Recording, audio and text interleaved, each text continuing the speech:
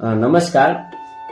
આપણે ઇતિહાસમાં ઘણા બધા પ્રસંગો જોતા હોઈએ છીએ, જેમાં રાષ્ટ્રકવિ મૈથિલીશરણ ગુપ્તે એ માફ કરવાની જે ચરમ સીમા છે, માફી આપવાની ભાવના, એને વર્ણવતો એક મસ્ત એમની રચનામાં પ્રસંગ લખ્યો છે યશોધરા કે અંશમાં, કે ભગવાન બુદ્ધ જ્યારે એમના પત્ની યશોધરા અને રાહુલને મૂકી અને પોતે આ સંસારની મોહમાયા છે એનો ત્યાગ કરી અને જ્યારે પોતે સંન્યાસ ધારણ કરે છે, તો તેમને મીઠી ફરિયાદ જે યશોધરાના શબ્દોમાં જે પોતે વર્ણવે છે બહુ જોરદાર છે, વાંચવા જેવી છે. ક્યારેક હાથમાં આવે તો પુસ્તક વાંચજો, યશોધરા કે અંશ.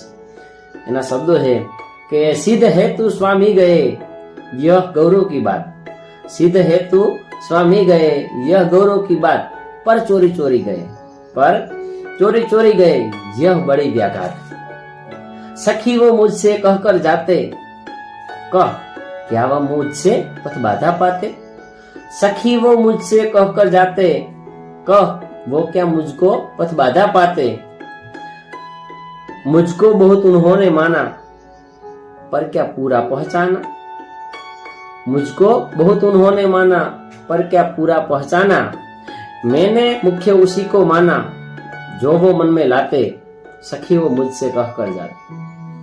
બહુ સુંદર વર્ણન કર્યું છે.